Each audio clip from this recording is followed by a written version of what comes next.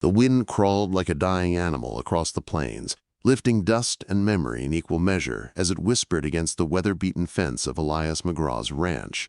The sky above was bruised with heavy clouds, threatening rain that never seemed to come. It had been that way for weeks, gray promises that vanished before they broke. The land stretched in every direction, dry and tired, much like the man who stood at the edge of it, leaning against a post as though even standing required negotiation with the earth. Elias's face was a map of what had been lost. His beard, once neat, had grown thick and wild, streaked with gray and dust. His hands were calloused, not just from labor, but from holding on too tightly to things that had long since slipped away. Behind him, the ranch lay still, fences half-mended, a barn door crooked on its hinge, the house sturdy but quiet, with rooms that hadn't echoed with laughter in over 5 years. He hadn't spoken to anyone in weeks, and he liked it that way. Or so he told himself. The cattle didn't ask questions. The horses didn't judge. The land didn't pity him. After Mary and Clara were buried beneath the sycamore tree out back, Elias had folded inward like an old letter, once full of words, now tucked away and forgotten. He awoke every day before dawn, moving through chores like a ghost. Feed the horses, check the water trough, fix the gate, saddle the mule for a ride along the fence line, eat beans from a cold tin, watch the sun sink without comment, sleep, repeat. The world had stopped turning for Elias McGraw, and he had no desire to push it forward again. But something changed that morning. A crack in the cycle, a squeal in the silence. The last sack of flour was gone, and the coffee tin scraped empty. He'd run out of salt 2 weeks back and pretended he hadn't. The chickens hadn't laid in days. He needed to ride into town, and the thought felt like swallowing thorns. Still, he saddled his mule, tugged his hat low over his eyes, and set off toward Dry Chapel. It was a small town, 1 main street, 2 saloons, a trading post, and a church that stood taller than it deserved. Reverend Holt made sure his cross was the first thing the morning sun touched, and the last silhouette seen at dusk. The townsfolk worshipped Holt almost as much as the God he claimed to speak for. Elias had never trusted him. Too much silver in his tongue, too little warmth in his eyes. The road into Dry Chapel was quiet, the town's stillness disturbed only by the occasional creak of a sign in the wind or the sharp bark of a chained dog. Elias dismounted and tied his mule to the post outside the trading post, intending to get his supplies and leave unnoticed. But as he stepped onto the wooden planks of the walkway, a hush seemed to fall over the entire street. Voices carried from the churchyard. Curious despite himself, Elias turned toward the sound. A group had gathered, perhaps 20 people, standing in a loose semicircle, facing the large wooden cross that towered near the church steps. And there, at the base of that cross, was something or someone bound in iron chains. As he drew closer, he saw the truth. A girl, a child, maybe 12, maybe less. Her skin was sunburned and bruised, her black hair matted and caked with dried blood. She was barefoot. Her ankles had raw welts where the chains bit into her flesh. Her arms were twisted behind the cross, shackled to its post, and her face was still, too still, but her eyes, though swollen and red, were open. They stared forward, unfocused yet filled with a defiant kind of emptiness. Like she had seen all there was to see and found nothing worth holding on to. Someone in the crowd spat. Another murmured a prayer. "She's Apache," said a woman with arms folded across her chest. "Tried to steal bread, bit the baker's wife."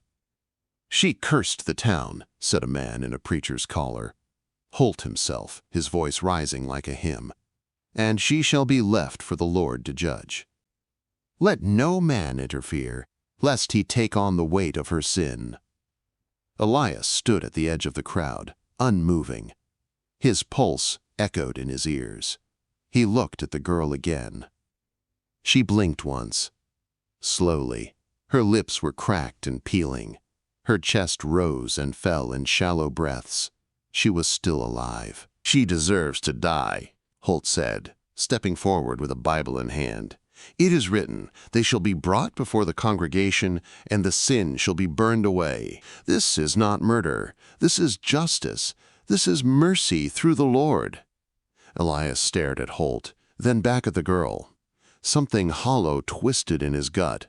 He had buried his own daughter, small, warm, and gentle.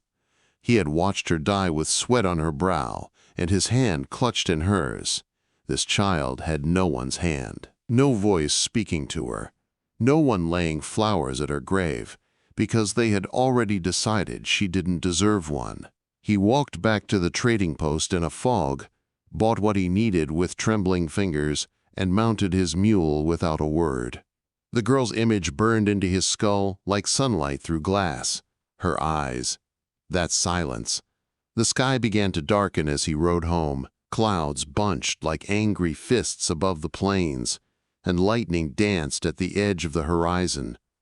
The air thickened with the weight of coming rain. The first drops fell, just as Elias tethered his mule and carried the supplies inside.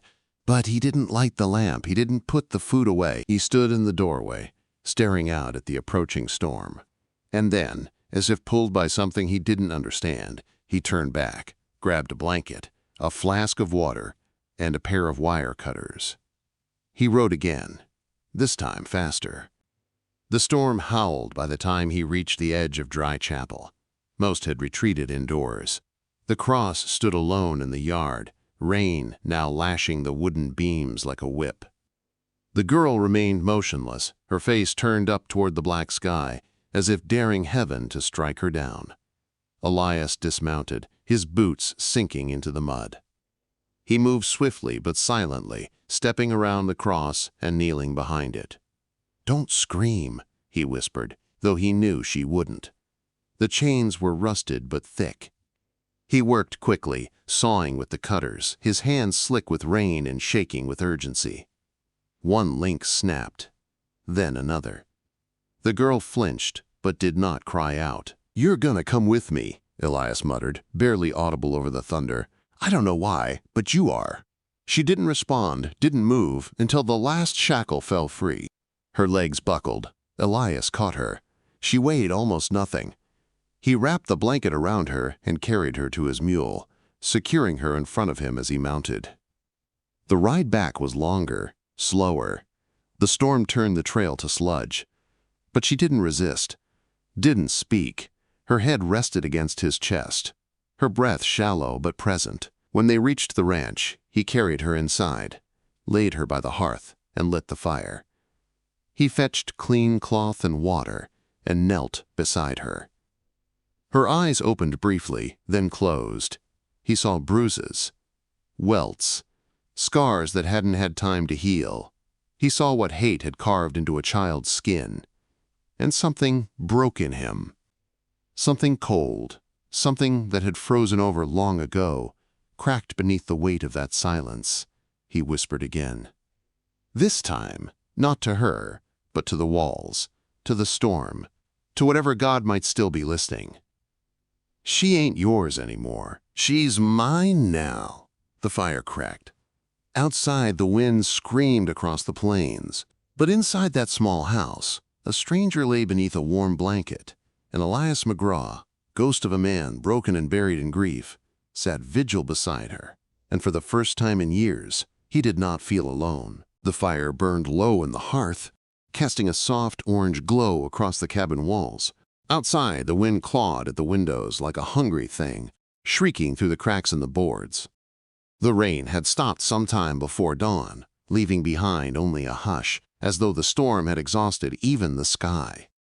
Elias sat in the rocking chair beside the girl, boots planted firmly on the rug, arms crossed over his chest. His eyes were heavy, bloodshot, yet refused to close. The blanket wrapped around her rose and fell in fragile rhythm, her breaths shallow but steady. She hadn't stirred since he laid her down, except for the occasional twitch in her brow when the wind howled too loud. He didn't know what he expected. Maybe a thank you, maybe a scream. Maybe she'd vanish into the storm like some fevered vision, and he'd find himself alone again, clutching at the ghost of a choice he never made. But she was still there, flesh and blood, barely more than skin and bone, curled in his wool blanket as if she belonged there. A part of him wanted to believe she did. Morning came gray and slow, dragging light across the floorboards. Elias stood, knees cracking, and walked to the kitchen. He lit the stove, put on a kettle, and reached for the half-sack of oats. He added water, stirred, waited. When the mush was ready, he poured it into a bowl, added the last spoonful of honey he'd been saving, and brought it to her. She didn't open her eyes as he crouched beside her. Her lips were split and swollen, her face still caked with grime. Gently, Elias touched her shoulder. Her whole body flinched. "It's just me," he said quietly. "I got food. Warm, sweet even." She didn't move. He set the bowl on the floor beside her and stood back, giving space. Minutes passed. The fire cracked. Then, slow as sunrise, her hand slipped from beneath the blanket, trembled, and found the edge of the bowl. She dragged it close, lifted it. Her lips touched the rim, and she drank, not spooning but slurping, desperate but quiet. Elias turned away. He didn't speak. Let her have that moment without eyes on her. She finished half the bowl, then set it down and laid back. Her eyes opened just a little, brown, deep, still guarded. He returned to his chair and sat again. They stayed like that until the fire burned down. By midday, she had drifted into sleep again, and Elias moved quietly around the cabin. He boiled more water, washed the cloths, and cleaned her cuts as gently as he could. She winced but didn't fight him. She didn't speak. 3 days passed like that.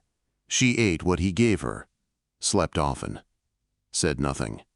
Sometimes he'd see her watching him from under the blanket when she thought he wasn't looking. Her gaze was not afraid, just cautious, coiled like a rabbit that had learned not every hand was gentle. He didn't ask questions. He didn't push. He remembered what silence felt like. He wouldn't tear hers apart. On the 4th day, she sat up. Elias had been out back, splitting kindling. When he stepped in, sweat on his brow, he found her seated on the floor, back to the wall, blanket still around her shoulders, the empty bowl cradled in her lap. He nodded once. "Feeling stronger?" Her eyes met his. She nodded. Barely. "I'll heat up some more," he said, moving to the stove. She watched him for a while, then spoke, her voice dry and rasping. "Why?" He turned halfway, surprised not by her voice, but by the question. "Why what?" She tilted her head. "Why? Take me." Elias stirred the pot. I don't rightly know. Seemed wrong to leave you there. I've done a lot of leaving in my life. Figured I'd try something else." She didn't respond. "Got a name?" he asked, not turning around. Silence stretched. Then, softly, "Nayeli." He smiled faintly. "Nayeli. Pretty. Means something?" She looked down at the bowl. "It means, I love you." He froze a moment, spoon in hand. "That so?" She nodded once. "My mother named me." Elias set the spoon down, ladled the hot food into a fresh bowl, and brought it to her. She took it in both hands this time, more steady than before. "Elias," he said after a beat, "that's my name." Nayeli didn't reply. She just ate, slower now, with small, careful motions. When she was done, she set the bowl aside, leaned back, and stared at the ceiling. That night she asked, "Where's your family?" Elias sat at the edge of the table, turning his mug in his hands. The question pierced deeper than he expected. "Gone," he said. "Long gone."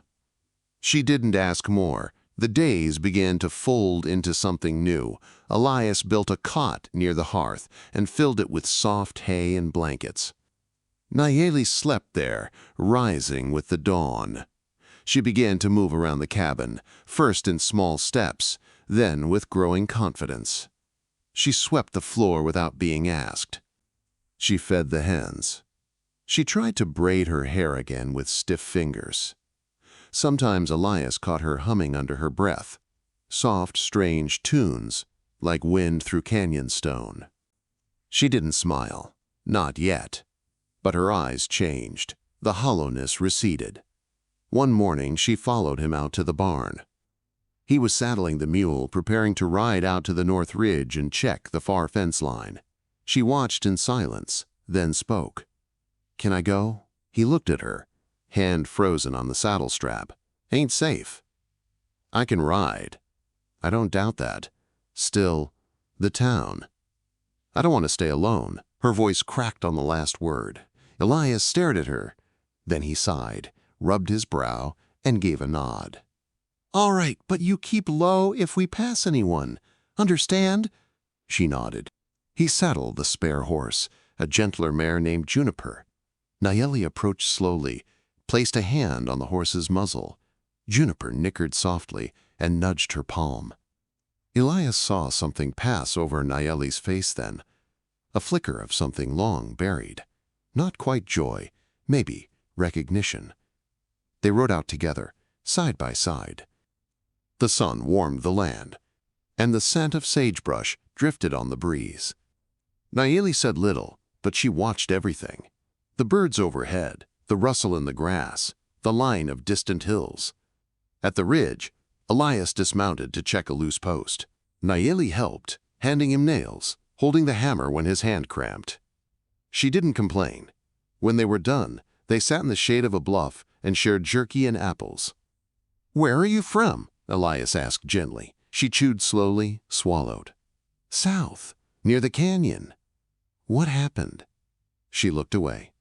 Men came, blue coats, horses, fire. "My brother died. My mother too. I ran." Elias bowed his head. "I'm sorry." She shrugged, but her hands trembled. "They caught me later, near the creek. Said I stole. Said I was devil child." Elias clenched his jaw. "Why do they hate us?" she whispered. He looked out over the plains. "Because they're afraid. And afraid men turn ugly." She was quiet a long time. Then she asked, "Were you afraid of me?" He shook his head. "No, I was afraid of what would happen if I left you." They returned that evening, dusty and tired. Nayeli brushed Juniper down without being told. Elias watched from the porch, feeling something shift in his chest. That night after dinner, Nayeli sat on the floor with thread and needle, trying to mend an old shirt. Her stitches were clumsy, but steady. Elias sat in his rocker, carving a new spoon from a block of pine. "Do you believe in God?" she asked suddenly. He paused. "I did. Once. Not sure what I believe now." She nodded. "Me, too." They sat in companionable silence after that, fire flickering low. A week passed. Then 2.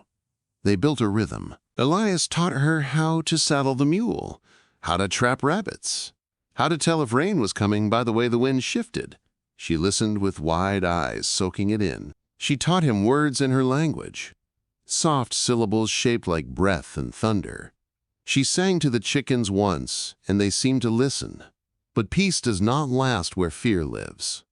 One morning, while they were milking the goat, a sound cut across the wind, a distant shout. Elias straightened. Nayeli froze. He moved to the edge of the barn and peered down the path. 2 riders. One he recognized, a man named Merritt from town. The other was a stranger. "Inside," Elias said sharply. "Now." Nayeli ran for the cabin. The men didn't come all the way. They stopped at the fence, spoke to each other, then turned and rode back. Elias stood there a long time, watching the trail of dust they left behind. That evening, he loaded his rifle and oiled the hinges on the cabin door. Nayeli watched him silently. "Something's coming," he said. "I can feel it." She nodded, then said softly, "Me too." The fire burned brighter that night, but the shadows pressed closer than before. Silence crept in again. Not the silence of peace, but the silence before a storm. Elias sat by the window, eyes on the horizon, heart beating slow and heavy. Nayeli curled on her cot, not asleep, just still, and the wind began to howl once more. The mornings had grown quieter, but not in a peaceful way. The birds still sang their hesitant notes across the sky, and the wind rustled through the golden brush as it always had. But there was a tension underneath it all now, like a coiled snake lying just beneath the soil. Elias could feel it in the way the mule's ears twitched more often, in the way the chickens stayed close to the coop even when the sun was warm, and in the way Nayeli's eyes flicked toward the window each time the breeze shifted direction. She no longer asked to ride into the hills. She no longer sang to the chickens or braided the horse's mane with wildflowers. She moved like a shadow again, light and cautious, her feet soundless on the floorboards.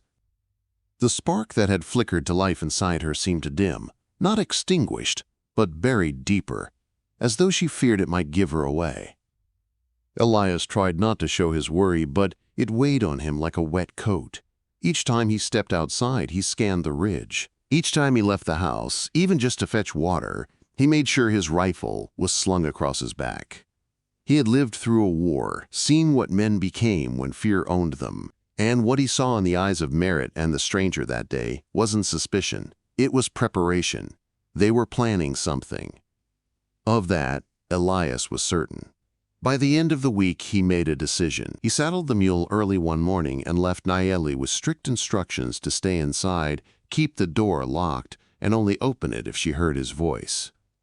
She had nodded silently, but he saw the fear in her eyes, the memory of chains and rain and fire. He rode into Dry Chapel without hurry, keeping his posture relaxed, his face neutral. The town looked as it always had. Dust blowing across cracked boards, the dull clink of bottles behind saloon doors, and the steeple of the church reaching skyward like an accusing finger.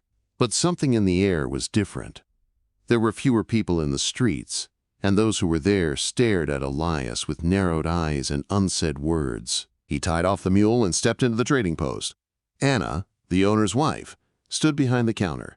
She gave him a thin smile that didn't reach her eyes. "Need flour, salt, and lamp oil," Elias said, setting down the coins. She began gathering the items without speaking. Her hands moved quick, efficient. When she returned to the counter, she didn't look up as she said, "You ought to be careful, Elias." He narrowed his eyes. "That so? People talk." "They've always talked. Not like this." She finally met his gaze. Reverend Holt's been holding meetings at the church every evening.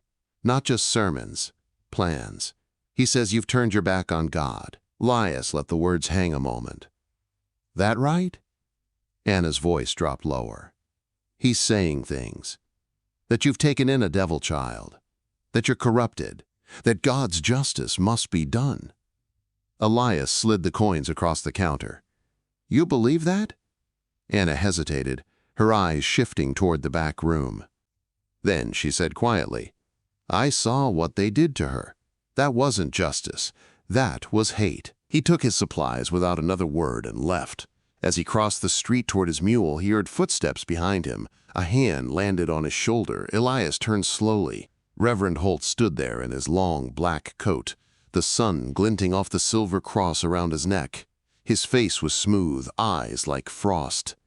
"Brother Elias," he said with forced warmth, "how good to see you again. I had hoped you would return to the flock." "I ain't a sheep, Reverend." Holt's smile thinned. "And yet even wolves bow before the Lord in time." Elias said nothing. "You should know," Holt continued, voice now lower, "that your actions have stirred unrest. Shelter a serpent, and you invite poison into your home." Elias looked him dead in the eyes. "You left a child chained to a cross to die. Don't talk to me about poison." Holt's jaw clenched, but his voice remained calm. "The Lord sees all. He judges not as man does." "Good," Elias said. "Because if judgment's up to men like you, we're all damned." He turned, mounted his mule, and rode out. The ride home was faster. The sun beat down on his back, but his skin felt cold. Every hoofbeat echoed like a warning. When he reached the ranch, he dismounted quickly, rushed to the door, and knocked 3 times in the pattern they had agreed upon. Nayeli opened it a crack, eyes wide. When she saw him, she pulled it open fully and stepped aside. "They know," Elias said. Nayeli's face didn't change, but her shoulders drooped, as though confirming what she already suspected. "We'll be ready," he said. She nodded. That afternoon they dug a pit behind the barn, lined it with straw, and covered it with boards and brush. A hiding place, in case it came to that. Elias hated the thought of putting her underground like some fugitive animal, but it was better than the alternative. They practiced the signal, 1 whistle for safe, 2 for danger. Nayeli never complained, never asked questions. She simply learned. At night, Elias sat on the porch with his rifle across his knees. He watched the horizon until the stars faded. Nayeli sat beside him sometimes, her silence a strange comfort. They didn't speak of the church or the mob that was surely gathering. They spoke of birds, of weather, of things that didn't claw at the soul. Nayeli told him the names of stars in her language. She told him stories her mother used to whisper, stories of spirits and wind and fire that walked as men. One night, as they sat under the moon, she asked, "Do you ever miss her?" Elias didn't have to ask who she meant. "Every day." She nodded. "I miss my mother, too." Her laugh smelled like cedar. She always wore feathers in her braid. Said they helped her hear the sky. Elias looked up at the stars. "Reckon the sky's trying to say something now?" She was quiet a long time. Then she said, "Yes, it says be ready." The next morning, the first sign came. A hawk flew low over the house, screeching. Then a thin column of dust rose in the distance. "Riders." Elias grabbed his rifle, handed Nayeli a satchel with water and dried meat, and pointed to the pit. "You go now," he said. "Don't come out till I call." She didn't argue. She pressed her forehead to his for a brief moment, then ran. Elias stood alone on the porch as the riders approached. 5 men, all familiar faces from town. Merritt, Boone, Old Harris. 2 others he didn't know by name.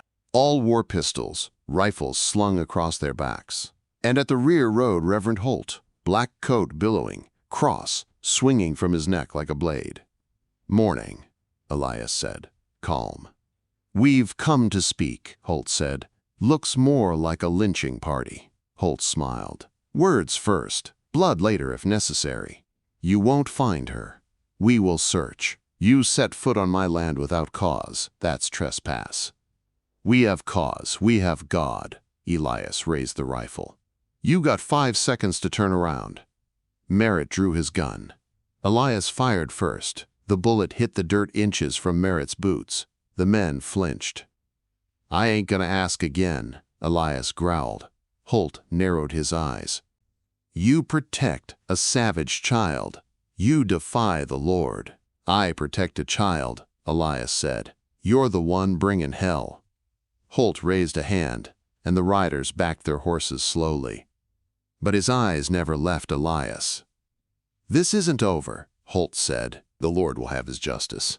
You come back, you'll find mine first." They left. Elias stood there long after the dust settled, heart pounding. He waited another hour before calling Nayeli out. She emerged dirty and shaken, but unharmed. That night, they didn't speak. They just sat together, side by side, as the wind whispered warnings through the dry grass. And, far off, from the direction of the town, a bell tolled once, long and slow. War was coming. They both knew it, and still they stayed. The wind had changed. Not just in direction, but in its voice. It no longer whispered warnings through the grass, but carried tension on its back, a brittle sharpness that scratched across the skin like sandpaper. Elias heard it. Nayeli felt it. Even the animals were uneasy. The mules snorted often and pawed the earth with anxious hooves. The chickens clustered in the far corner of the coop, wings fluttering at every gust. It was as if the whole land braced itself, not for rain or thunder, but for men. Elias didn't sleep that night. He sat in the rocker on the porch with his rifle across his lap, lantern unlit, watching the dark horizon stretch endlessly in all directions. Each shadow, each shape that shifted in the distance, could have been a man, a horse, a rider with fire in his heart and hate in his hands. But nothing came. In the morning, he and Nayeli prepared. They hauled buckets of water to the porch, doused old sacks, and hung them across windows. He filled every oil lamp and stacked firewood close to the door. They reinforced the barn, moved the horses further into the stalls, tied feed sacks tightly so they wouldn't burst if something fell. He taught Nayeli how to reload, how to stay low, how to listen for footsteps versus hoofbeats. She said nothing as he explained. She just watched his eyes and memorized everything. At midday, they shared cornbread in silence. Elias looked at her hands. Small, brown, no longer trembling, stronger now. Her scars were still fresh, but she carried them without hiding. There was a hardness in her gaze that hadn't been there before. A fire, quiet, but steady. Not the anger of revenge. The will of someone who refused to vanish again. "If anything happens," he said, his voice low, "you take the brown mare. She's fast. You ride north, straight to the river. Cross where the water bends. Keep to the trees." Nayeli stared at him. "And you?" "I'll hold him off." She didn't nod, didn't cry, just reached out and placed her hand over his. That night, the wind died altogether. The silence left behind was worse. Elias lay awake in the dark, staring at the ceiling, the air thick as syrup. Then he heard it. A creak, soft, wooden, from outside. He rolled out of bed and grabbed the rifle, bare feet on cool floorboards. He reached the window and parted the curtain just enough to see out. Nothing. Then another sound, closer this time. A muffled shuffle, like someone dragging something across dirt. He turned. Nayeli stood behind him, her bow in hand, eyes wide but alert. He held a finger to his lips. She nodded. Together, they crept toward the door. Elias opened it an inch. Nothing but dark and moonlight. He stepped out slowly, rifle raised. Then, movement, a flicker near the barn. He ducked and motioned to Nayeli to stay back. She didn't. They moved together, silent as the wind that had abandoned them. The barn door creaked as Elias pushed it open. He stepped inside, eyes adjusting to the dim. The horses shifted uneasily. Juniper nickered. Something was wrong. A shape moved in the loft above. Elias raised the rifle.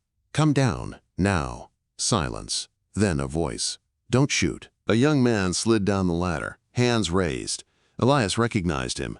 Tommy Bragg, 17. Nervous as a deer in spring. "What the hell are you doing here?" Elias hissed. Tommy's eyes darted between Elias and Nayeli. "I came to warn you. They're coming." "When?" "Before dawn. They got 12 men, maybe more.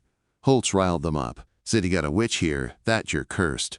Said if you don't give her up, they'll burn everything." Elias's grip on the rifle tightened. "Why'd you come?"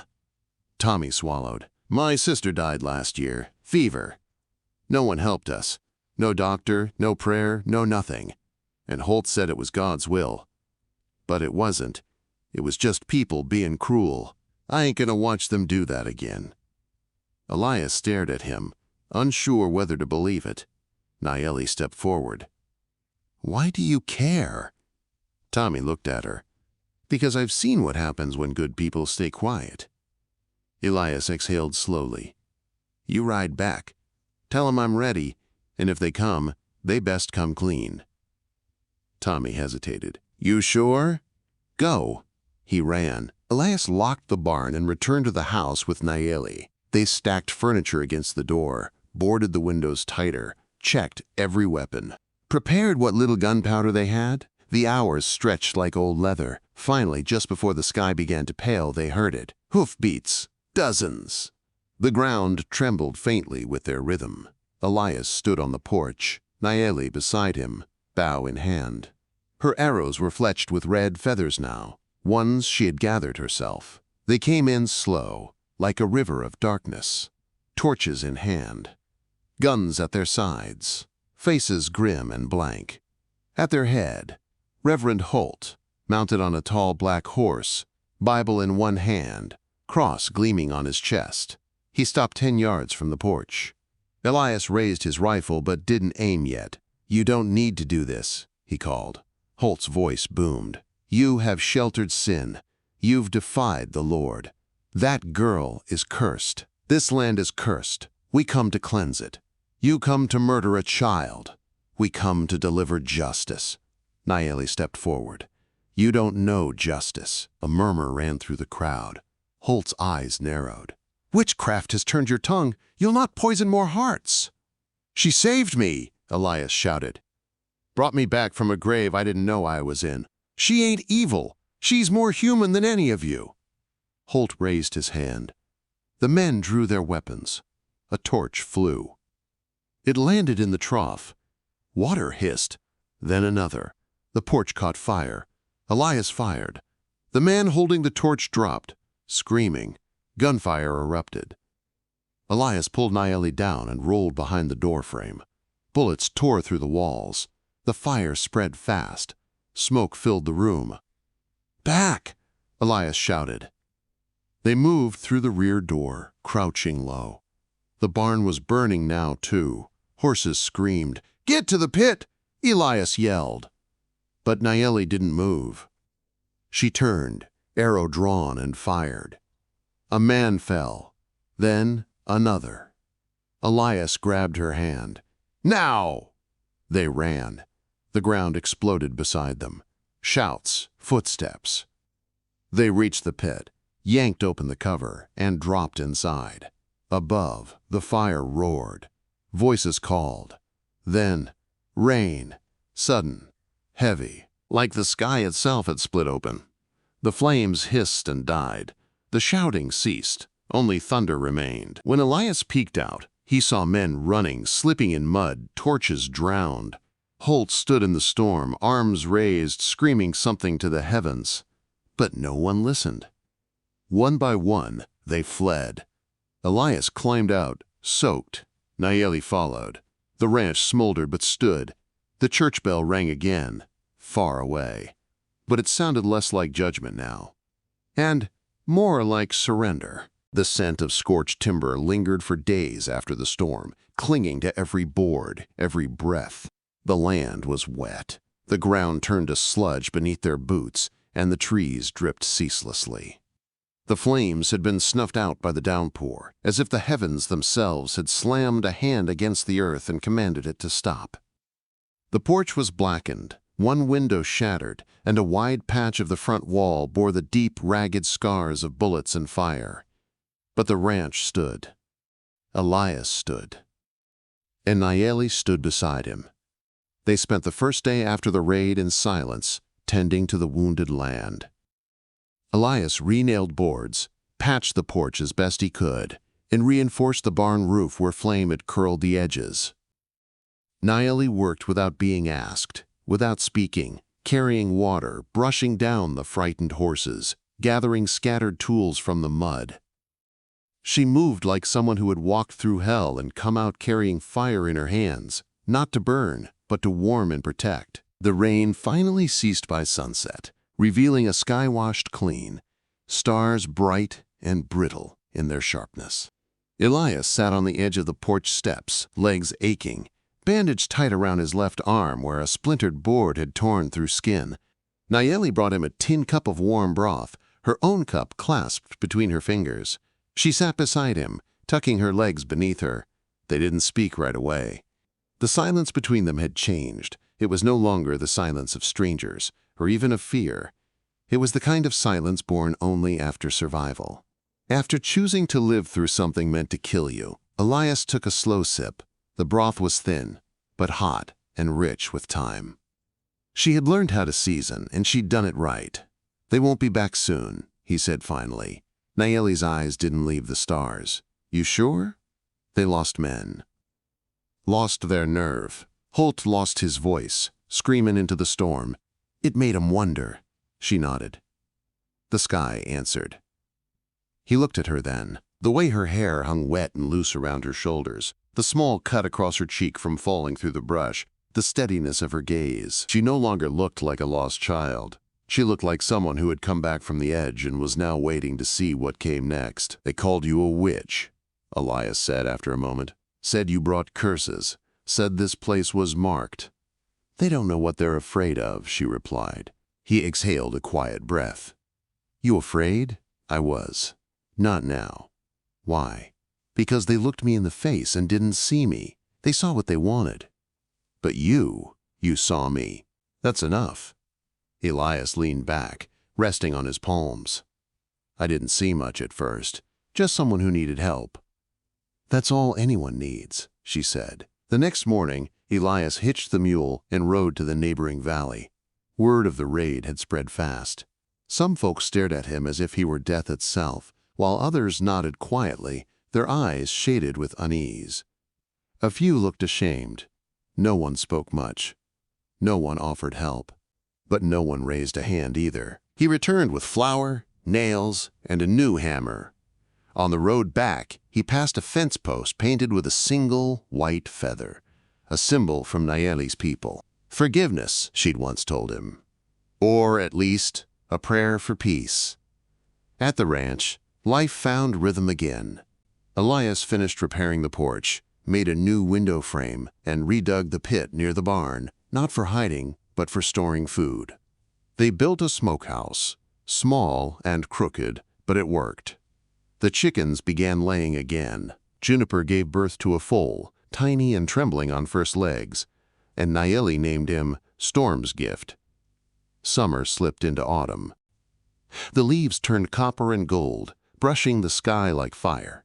With the coming chill, Nayeli began gathering herbs again, storing roots and wild onions in clay pots Elias dug up from under the old tool shed.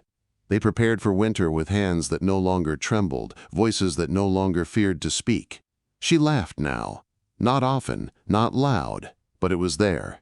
Once, when Elias burned the cornbread and cursed so fiercely he turned red, she laughed until tears filled her eyes. He'd frozen, caught between embarrassment and awe. It had been years since he'd heard laughter that pure.